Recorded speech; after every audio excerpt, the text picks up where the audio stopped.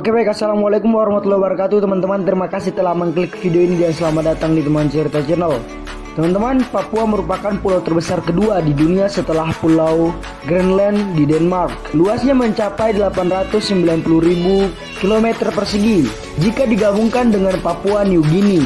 Pulau yang indah dengan alam dan budaya ini terletak di timur Indonesia. Tersimpan banyak sejarah, apalagi soal namanya sendiri yang penuh dengan cerita.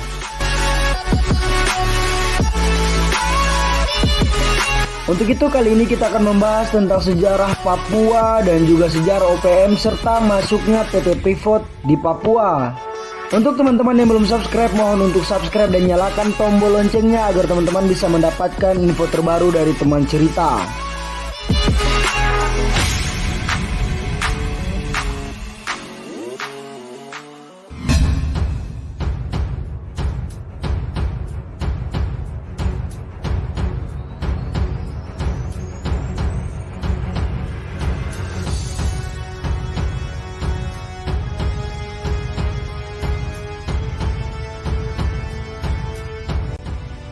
Indonesia sempat akan melepas bumi cendrawasih dan memberikan kemerdekaan di tanah Papua Barat.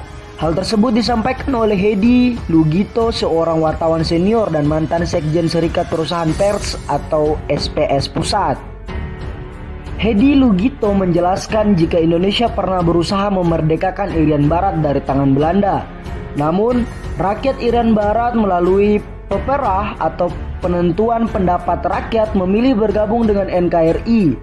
Tak mau pisah karena mereka adalah bagian dari Indonesia.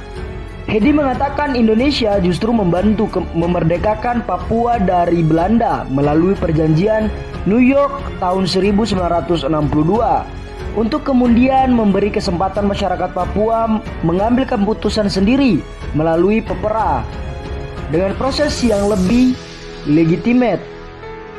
Peperah atau penentuan pendapat rakyat langsung diawasi, disetujui, dan hasilnya disahkan oleh PBB.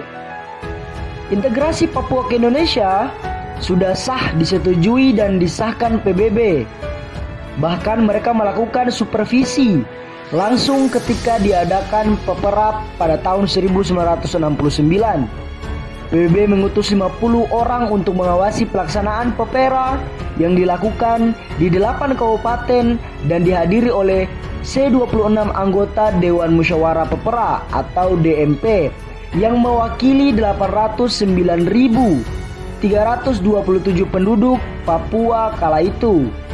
Hasil Peperah, 8 kabupaten tersebut secara mutlak memilih dan menetapkan bahwa Papua menjadi bagian dari NKRI. Hasil tersebut kemudian disepakati dan disetujui dengan pembubuhan tanda tangan bagi semua yang hadir dalam rapat.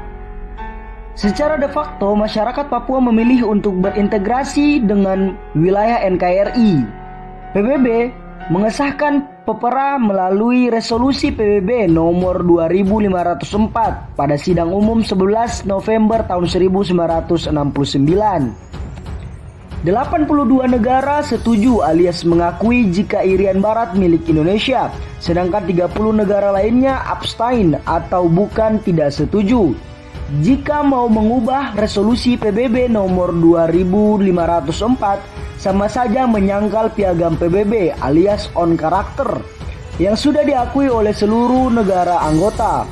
Hedi juga mengatakan bahwa resolusi PBB diakui secara internasional sebagai sebuah bentuk dari hukum internasional.